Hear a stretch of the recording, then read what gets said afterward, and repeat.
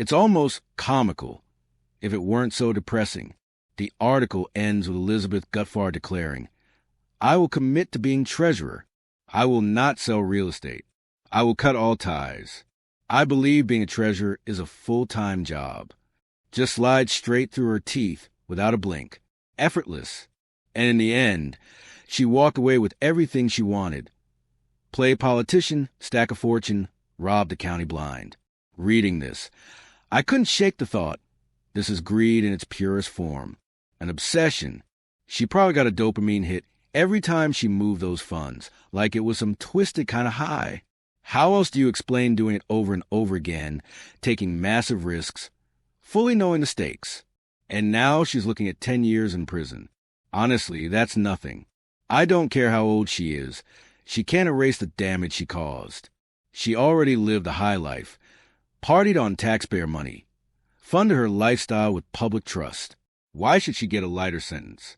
That money is gone forever, and any lesson she's supposed to learn means nothing now. She robbed her community blind, and 10 years feels like a slap. Elizabeth Gutfar, the now former Santa Cruz County Treasurer, has been accused of embezzling more than $39 million in taxpayer funds. Let's put that into perspective. The entire county only collects about $41 million a year in property taxes. That's money meant for schools, a community college, and basic services. She stole basically all of it. Auditors say over 10 years, Gutfar funneled money straight into her personal accounts while falsifying reports, lying to her staff, county supervisors, even state auditors. Her biggest heist came in her final year, when Chase Bank's anti-money laundering team flagged $4.5 million in suspicious wires to businesses under her name. That's when she resigned, and the FBI, state, and county came knocking. Her attorney refusing to cooperate.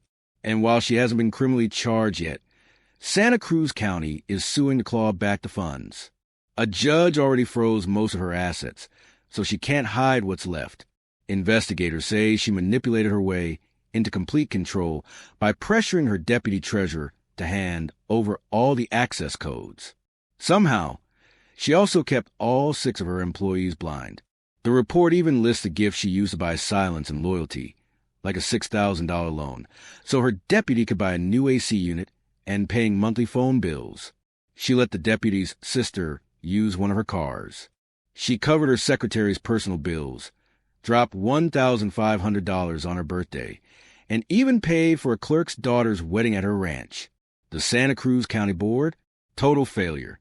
They missed red flags that should have been impossible to ignore. For example, one monthly cash report hadn't changed by even a penny in over a year. But they looked the other way.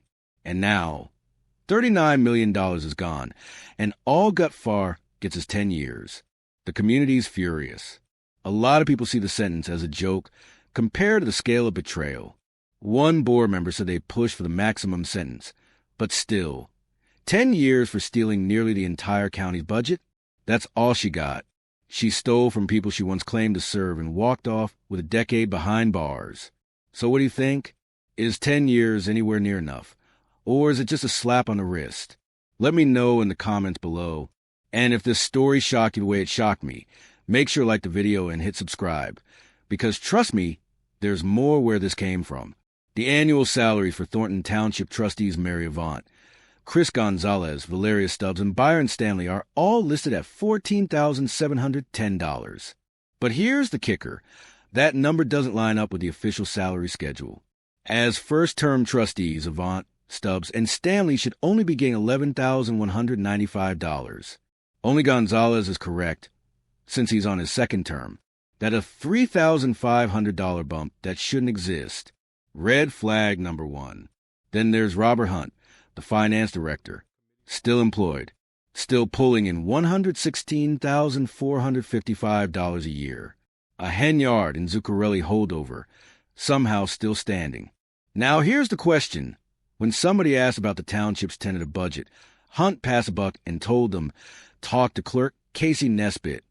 Wait, you're the finance guy. Isn't that literally your job?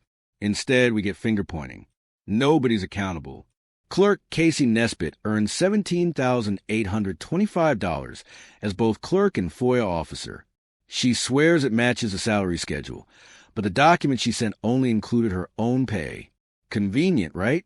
Meanwhile, Highway Commissioner Antoine Russell is pocketing $27,519, even though the schedule says a first-term commissioner should only be making $17,825. That's about 10 grand more than he's supposed to see. And somehow, no one's batting an eye. Assessor Cassandra Ston, another elected non-voting member, collects $53,716. That one might be legit. It seems to match the schedule, but nobody's really checking, so who knows? And then we've got Heath Price, running the township's food pantry in Harvey. Long-time Henyard insider. His salary? $72,219. Still sitting cozy. No wonder he's been all smiles lately. Job security will do that. Heavy's younger brother didn't lose any pounds, but he gained peace of mind with a steady check. Let's step back. Tiffany Henyard is gone, out of the seat. And yet, the financial red flags keep flying. Makes you wonder, was some of what Tiffany said actually true? Don't get it twisted. She was messy. Nobody's excusing her. But clearly, she wasn't the only one playing fast and loose with taxpayer money. How the money resides, right? And with a public hearing coming up July 22nd on the township's general fund, general assistance, and road and bridge fund, it's time to watch Thornton Township again. And don't forget, they fought hard to get Napoleon Harris in. Remember that massive gym rally? The same one where Tiffany claimed she and her people were locked out? We all said, girls, stop. But in the end, they won. Napoleon's living good now, pocketing over $200,000 from the township on top of the $89,000 he already makes.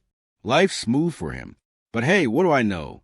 Well, keep watching, if you made it this far. Smash that like button and subscribe. And for those spreading false narratives, especially black folks tearing down a black woman in power, y'all should be ashamed. Because at the end of the day, some of y'all are headed to jail. Unask that seat. And to whoever tried to thank Tiffany Henyard, come here. Say that nonsense again. Shut your stupid ass up.